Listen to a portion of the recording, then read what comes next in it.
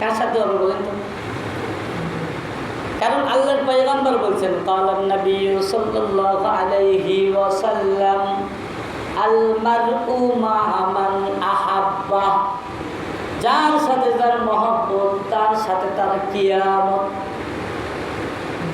অন্য এক হাদিসের মধ্যে আল্লাহর পয়গম্বর বলছেন, ক্বালান নবী সাল্লাল্লাহু আলাইহি ওয়াসাল্লাম, মান তাসাব্বা বিকওমিন ফাহুয়া মিন। আল্লাহর পয়গম্বর বলছেন, যে যে জাতির সাথে সম্পর্ক রাখবে, যে যে জাতির সাথে যে গোত্রের সাথে ভালোবাসা রাখবে, সে সেই জাতির সাথে অন্তর্ভুক্ত হয়ে যাবে, তার হাসরটাও হবে সেই জাতির সাথে। তাহলে কি বোঝা যায়? আমাদের সম্পর্ক যদি ভালো মানুষের সাথে হয় তাহলে ভালো মানুষের সাথে আমাদের হাসর হবে। আমাদের সম্পর্ক যদি খারাপ মানুষের সাথে হয় তাহলে আমাদের হাসরটা কার সাথে হবে বলেন? ফিরাউন মার্কা যাদের সিফত আছে, গুণ আছে, তারা কিন্তু ফিরাউনের সাথে তাদের হাসর হবে, ঠিক কিনা বলেন? নমরুদ মার্কা গুণ যাদের আছে, নমরুদের অনুসারী যারা আছে, তাদের হাসর হবে নমরুদের সাথে, ঠিক কিনা বলেন? যারা নবীওয়ালাদের সাথে সম্পর্ক আছে, যারা নবীর সাথে সুসম্পর্ক রাখছে, সাহাবাদের সাথে সুসম্পর্ক রাখছে, মুমিন বান্দাদের সাথে সুসম্পর্ক রাখছে, তাদের হাসরটাই হবে মুমিনদের সাথে, ঠিক কিনা বলেন? ও ভাই, আল্লাহ তাআলা বলছেন, ইয়া আইয়ুহাল্লাযীনা আমানু লা তাত্তাখিযুল ইয়াহুদা ওয়ান নাসারা আউলিয়া বা'দুহুম আউলিয়াউ বা'দ। আল্লাহ বলছেন, ইয়া আইয়ুহাল্লাযীনা আমানু, তাদেরকে ডাক দিছে বলেন? মুমিনদেরকে ডাক দিয়েছে। আমানুর মধ্যে আমরা আছি না নাই? জোরে বলেন, জোরে বলেন। এখানে যারা আছি আমরা কি এই ডাকের মধ্যে আছি না নাই? আছি না? তাহলে আল্লাহ আমাদেরকেও বলতেছে, তাদেরকে আমাদেরকেও বলতেছে, ইয়া আইয়ুহাল্লাযীনা আমানু, ও ঈমানদারেরা, লা তাত্তাখিযুল ইয়াহুদা ওয়ান নাসারা আউলিয়া, তোমরা ইহুদি নাসারাদেরকে বন্ধু বানায়ো না। তাহলে আল্লাহ আমাদেরকে বলতেছে যে তোমরা ইহুদি নাসারাদেরকে বন্ধু বানায়ো না। কারণ কি? আল্লাহ তাআলা বলছেন, বা'দুহুম আউলিয়াউ বা'দ, তারা একে অপরের বন্ধু। ইহুদি নাসারা কখনো মুসলমানদের বন্ধু হইতে পারে না। কারণ ও ভাই, আপনি যদি ইহুদি নাসারাদের সাথে বন্ধুত্ব রাখেন, আপনি যদি ইহুদি নাসারাদের কৃষ্টি কালচার গ্রহণ করেন, তাহলে কিন্তু আপনার হাসরটা কার সাথে হবে বলেন? আর জোরে বলেন, কার সাথে হবে? খারাপ বন্ধু বান্ধব যদি আমাদের হয়ে যায় তাহলে ওই খারাপ বন্ধু বান্ধব জাহান্নামে যাওয়ার কারণে আমাদেরকেও কিন্তু জাহান্নামে যাইতে হবে, হবে কিনা বলেন? আমি কিন্তু আপনাদের সামনে সূরা ফুরকানের 27 ও 28 নম্বর আয়াতে কারিমা তেলাওয়াত করেছি একটা ঘটনা বলার জন্য। এই দুটি আয়াত আল্লাহ তাআলা মক্কার এক কাফেরের সামনে নাযিল করছে। নাম ছিল উকবা ইবনে মুঈদ। কি নাম বলেন? উকবা ইবনে মুঈদ। উকবা ইবনে মুঈদ বড় ব্যবসায়ী ছিল, কোটি কোটি টাকার লেনদেন ছিল। খারাপ হলো, কাফের হলো, এক ভালো গুণও থাকে তাদের মধ্যে, থাকে কেন বলেন? মানুষ হিন্দু, তাই বলে কি ভালো গুণ নেই? আছে না? এই লোকটা খুব খারাপ। একটা লোক যতই খারাপ হোক, ওর কোনো না কোনো সাইড ভালোও থাকে, থাকে না বলেন? কোনো না কোনো সাইড ভালোও থাকে। আমরা কিন্তু খারাপটা নিয়েই সমালোচনা বেশি করি, ভালোটা দেখি না। কিন্তু নিয়ম কি? ওই মানুষের মধ্যে যেটা ভালো গুণ আছে ওটা নিয়ে আলোচনা করি, ওটা নিয়ে আলোচনা। তা যাই হোক, উকবা ইবনে মুঈদ মক্কার ধনীদের মধ্যে একজন বড় ধরনের ধনী ছিল, বড় ব্যবসায়ী ছিল, কিন্তু তার মধ্যে ভালো গুণ ছিল। ভালো গুণের মধ্যে একটা গুণ হলো, সে যখন ব্যবসা করতে বাইরে চলে যাইত, ব্যবসা করে আসার পরে যে লাভ হইত, এই লভ্য অংশ থেকে মক্কার ধনী ব্যক্তিদেরকে, মক্কার ভালো ভালো মানুষদেরকে বেছে বেছে দাওয়াত খাওয়াইতো। কি খাওয়াইতো বলেন? দাওয়াত খাওয়াইতো। দাওয়াত খাওয়ানো ভালো কাজ না খারাপ কাজ? আরও জোরে বলেন, ভালো না খারাপ? এই গুণটা তার মধ্যে ছিল। সে এক সময় ব্যবসার থেকে ফিরে আসে, মক্কার ভালো মানুষদের তালিকা করতেছিল কাকে কাকে দাওয়াত দেবে। তার ছেলের কিতাবের মধ্যে আছে ভালো মানুষ খুঁজতে খুঁজতে দেখে মুহাম্মাদের চেয়ে ভালো মানুষ তো আর কাউকে পাওয়া যায় না, সর্বশ্রেষ্ঠ মানুষ হলো মুহাম্মদ। এই জন্য সে দাওয়াতের লিস্টের মধ্যে 1 নম্বর সিরিয়াল রাখছেন নবী মুহাম্মদুর রাসূলুল্লাহ, সকলে করেন সাল্লাল্লাহু আলাইহি ওয়াসাল্লামের নামটা রাখছে। আল্লাহ নবীকে দাওয়াত দেয়, মুহাম্মদ ও আব্দুল্লাহর বেটা মুহাম্মদ, আমার বাসাতে অমুক দিন আপনার দাওয়াত থাকলো। নবীজি তার দাওয়াতকে কবুল করছে, নবীজি দাওয়াত কবুল করছে ঠিক, কিন্তু মনের মধ্যে অন্য একটা বিষয় ছিল, মনের মধ্যে অন্য একটা চিন্তা ভাবনা ছিল যে তার দাওয়াতটা আমি গ্রহণ করছি, এই ওসিলা হইল তাকে একটু ইসলামের দিকে নিয়ে আসার চিন্তা ভাবনা করব। উদ্দেশ্য কি বলেন? ইসলামের দিকে নিয়ে আসার। আমাদেরও অনেক সময় হয় হিন্দু বন্ধু বান্ধব থাকে, আপনার যদি মূল টার্গেট হয় যে এই বন্ধুকে আমি ইসলামের দিকে নিয়ে আসার জন্যই তার দিকে একটু ঝুঁকতেছি, তাহলে ভালো চিন্তা ভাবনা। আর যদি বলেন না না বললে কোনো ধান্দা নাই, ধান্দা হলো যখন পূজা হবি তখন দাওয়াত দিবি, ওরা যখন শিরিক করবি তখন আমিও জানো, তাহলে কিন্তু ক্ষতি। তাহলে কি? যাই হোক, উকবা ইবনে মুঈত দাওয়াত দিয়েছে, নবীজি তার দাওয়াত কবুল করছে, সময় মতো নবীজি তার বাসায় গিয়েছে। উকবা ইবনে মুঈত খাবারের ব্যবস্থা করছে, মক্কার দামি দামি লোকগুলো সেখানে উপস্থিত হয়েছে, আল্লাহর পয়গম্বরের সামনেও খাবার উপস্থিত। আল্লাহর পয়গম্বর খাবার খাওয়ার আগে উকবা ইবনে মুঈতকে ডেকে ডেকে বলে, ও উকবা ইবনে মুঈত, আমি তোমার বাড়িতে খাবো, তবে খাবারের আগে একটা শর্ত আছে, একটা শর্ত আছে, যদি তুমি মানো তাহলে আমি তোমার বাড়িতে খাবো, আর যদি না মানো তাহলে আমি মুহাম্মদ তোমার বাড়িতে খাবার খাবো না। উকবা ইবনে মুঈত ডাক দিয়ে বলে, আব্দুল্লাহর বেটা মুহাম্মদ, বলো বলো বলো তোমার কি শর্ত? আল্লাহর পয়গম্বর বলে, ও উকবা ইবনে মুঈত, তুমি যদি এখনই কালিমা পড়ে মুসলমান হও তাহলে আমি তোমার বাড়িতে খাবার খাবো, না হলে আমি উঠে চলে যাব। উকবা ইবনে মুঈত বড় টেনশনে পড়ে গেছে, সর্বনাশ, এই মুহূর্তে যদি মুহাম্মদ খাবার প্লেট থেকে উঠে যায় তাহলে তো আমার মান সম্মান শেষ হয়ে যাবে, মানুষেরা সমালোচনা করবে। মুহাম্মদ তো একজন নামি দামি মানুষ, সর্বশ্রেষ্ঠ সম্মানী মানুষ হলো মুহাম্মদ। এবার উকবা ইবনে মুঈত ডাক দিয়ে বলে, ঠিক আছে, যদি তাই হয় তাহলে আপনার হাতে হাত রেখে আমাকে কালিমা পড়ে মুসলমান বানিয়ে দেন। উকবা ইবনে মুঈত নবীদের হাতে হাত রাখে কালিমা পড়ে মুসলমান হইল। ও ভাই, আমি যেটা বুঝাইতে চাই, খারাপ বন্ধু থাকলে কি হয়। এই উকবা ইবনে মুঈতের একজন বন্ধু ছিল উবাই ইবনে খালদ, ইসলামের বড় শত্রু, ইসলামের জঘন্য শত্রু। এই কানা ঘুষা হইতে হইতে এই খবরটা উবাই ইবনে খালদের কানে গেছে যে তোমার বন্ধু উকবা ইবনে মুঈত নাকি আব্দুল্লাহর বেটা মুহাম্মাদের ধর্ম গ্রহণ করছে। এবার এই খবর পাওয়ার পর উবাই ইবনে খালদ এবার তাড়াহুড়ো করে চলে আসছে, এসে ডাক দিয়ে বলে, বন্ধু ও উকবা ইবনে মুঈত, আজকে থেকে তোমার সাথে আমার আর কোনো সম্পর্ক নাই। তাই কেন কেন?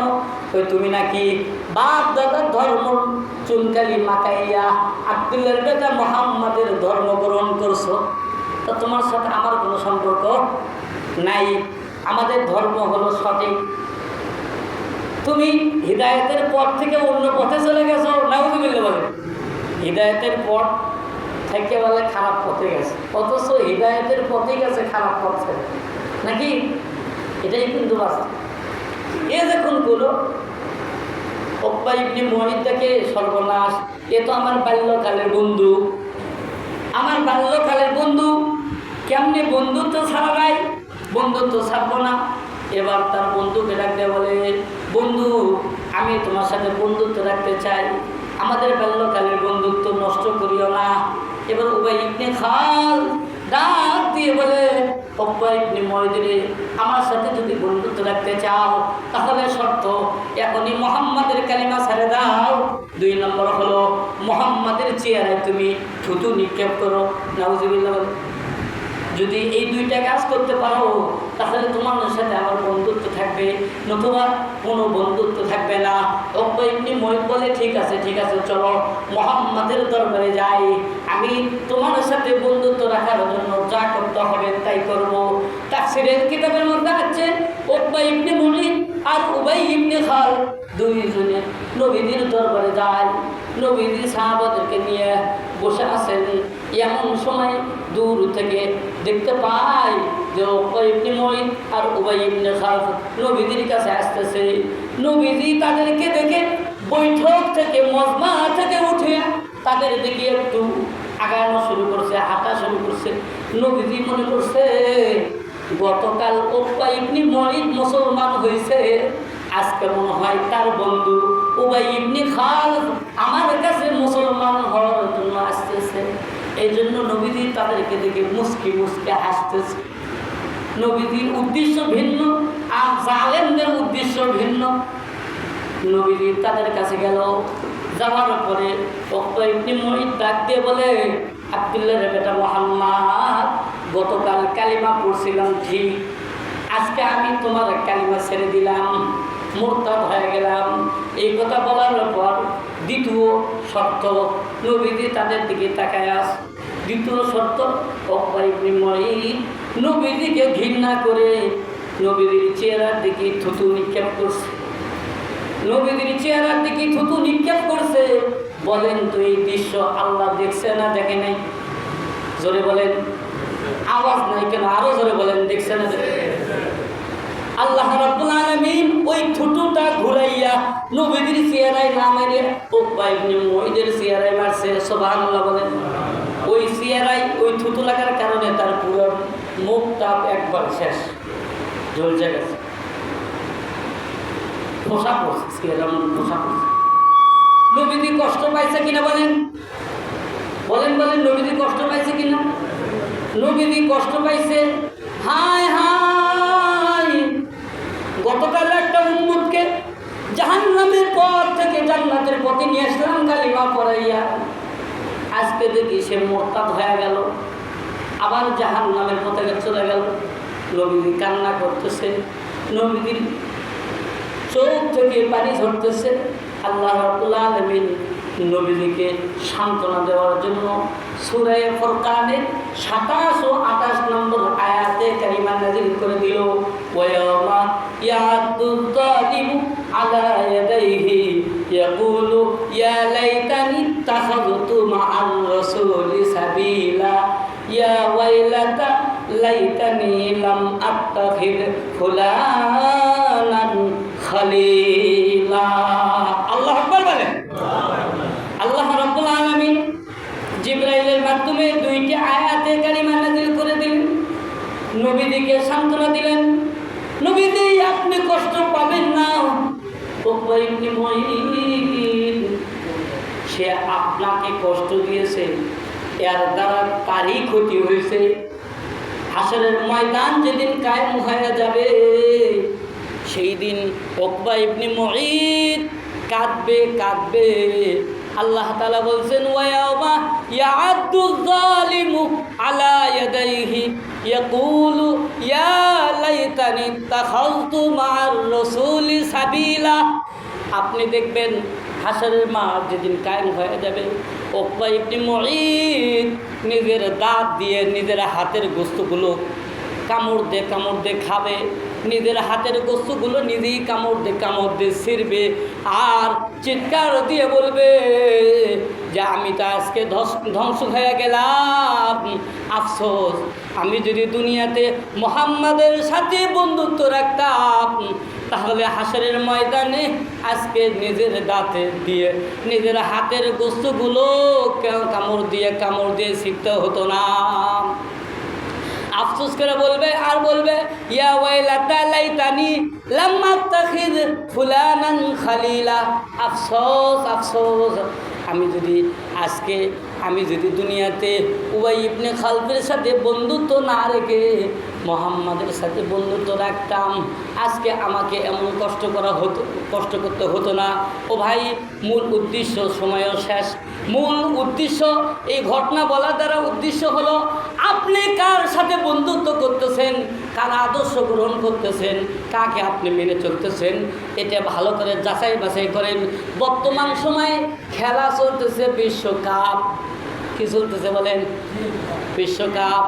এরা কি আপনার আমার মতো মুসলমান নাকি অমুসলিম? আর্জেন্টিনা আর ব্রাজিল, এই যে আমাদের মোকামতলাও ব্রাজিলের পতাকা, জানো তো ফলের দোকানের সামনে নেটে দেখলাম 30 শতক জমি বিক্রি করে আর্জেন্টিনার পতাকা।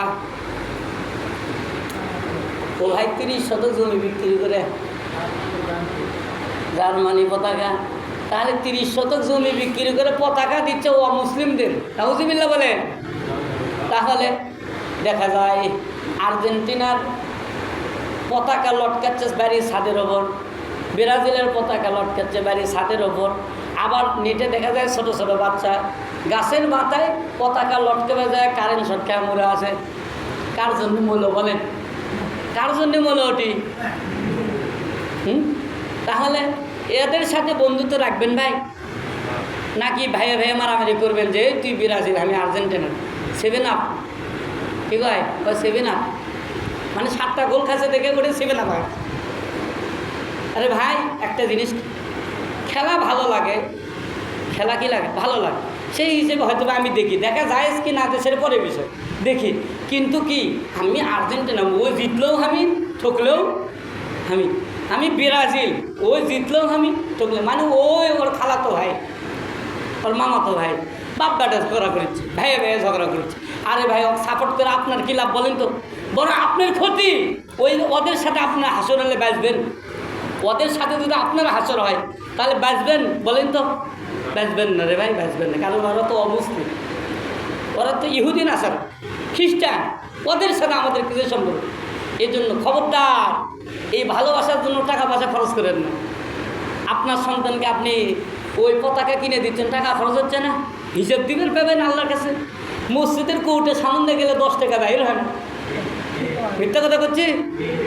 মসজিদের কোর্টে সামনে গেলে 1 টাকা 2 টাকা 5 টাকা কোর্টে ভরে যায়, আর তুমি আর্জেন্টিনার জন্য জমি বেচে পতাকা কিনিচ্ছ, আবার সন্তানকে পতাকা কিনে দিচ্ছ। এর বড়ই ভুলের মধ্যে আছে, আমরা বড়ই ভুলের মধ্যে আছি। এগুলো থেকে বাড়ানো উচিত, সন্তানদেরকে শেখানো উচিত যে বাবা ওরা বিজাতি, ওরা কাফের, ওরা ইহুদি নাসারা, ওদের সাথে আমাদের কোনো সম্পর্ক নেই, ওদেরকে আমরা ভালোবাসবো না, ওদের জন্য 1 টাকা খরচও করবো। যদি করি আমরা ভালো কাজে করবো, মুসলমানের ঘরের জন্য করবো, আল্লাহর ঘরের জন্য করবো, মুসলমানদের দাম খারাপ করবো, সদকা করবো আল্লাহর রাস্তায়। 1 টাকা দিবেন, ডবল ডবল পাবেন। এটা আল্লাহর ব্যাংকে জমা থাকবে। কী লাগবে?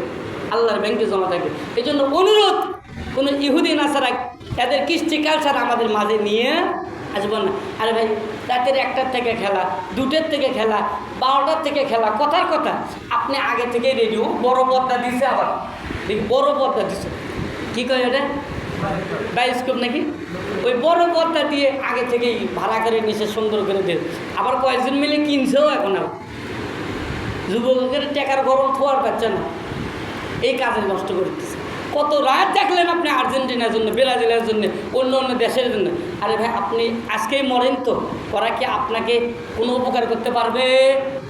এজন্য কার কখন আজরাইল দেখা হয়ে যাবে, কার কখন মরণ হবে, এটা কেউ জানে। যে কোনো সময় মরতে হবে, দুনিয়া ছেড়ে যে কোনো সময় চলে যেতে হবে।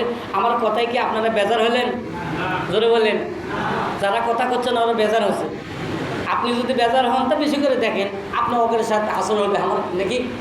আমার দায়িত্ব আমি বললাম, আল্লাহ তাআলা বন্যওয়ালা সন্নিওয়ালা সকলকে এই সমস্ত ইহুদি নাসারাদের কৃষ্টি কালচার, তাদের ভালোবাসা আমাদের অন্তর থেকে বার করার তৌফিক দান করুক। সকলে বলেন আমিন। ওয়া আখিরি দাওয়ানা আলহামদুলিল্লাহ।